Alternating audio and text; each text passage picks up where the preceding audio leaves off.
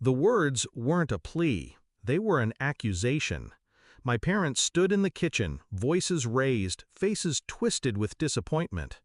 "Family helps family," my father snapped. "She's your sister. She just needs a chance," my mother added. They wanted me to empty my savings, everything I had worked for, to fund her shiny startup dream. I didn't argue, I didn't explain, I simply walked away. What they didn't know was that I'd already seen the truth. My sister was always the golden child. She smiled and the world bent for her.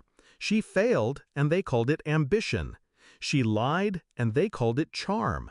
Me, I was the responsible one.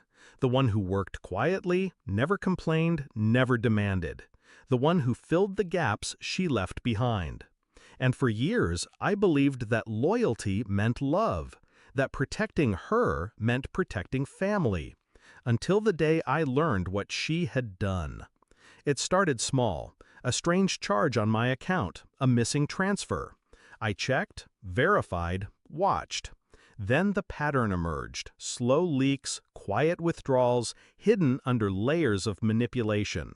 She was stealing from me. Not once, not twice, for months. And when I dug deeper, I found more. Her emails, her messages, mocking me, bragging to her friends about how easy it was to drain me without me noticing. I remember staring at the screen, reading those words over and over. My dumb brother, her personal ATM. That was the night I stopped being her shield. I didn't confront her. Confrontation is messy. It warns the enemy. No, I chose patience. I chose silence. I chose strategy. I closed every account she touched, built walls around my money, moved my savings into places she couldn't reach. But I left the surface untouched. I let her believe the vault was still open.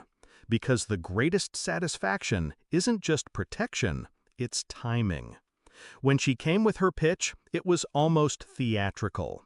PowerPoint slides, fake investors, empty promises wrapped in buzzwords. And my parents, of course, believed every word. "She just needs funding to start," they said. "She's counting on you." I refused. Calm, direct. The first no they had ever heard from me. That was when they snapped. That was when they yelled, "How dare you refuse to help your sister?" And I walked away, because the game had already begun. Her startup account? Frozen. The partner she bragged about? Informed of her theft. The documents she forged? Forwarded to the authorities. One by one, every illusion she built unraveled. Her empire of lies collapsed before it even stood. This morning, my phone rang. My mother's voice shook. "They're investigating her. Banks are asking questions. Your sister is in trouble. Did you know about this?" I said nothing. Let silence answer for me.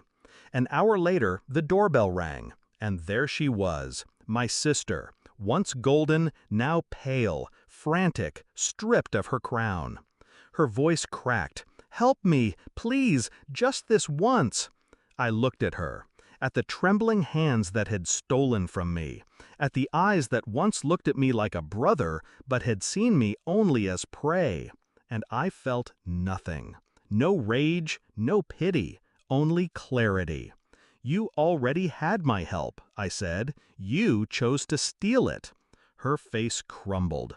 She realized then there would be no rescue. Not from me, not anymore. And I closed the door.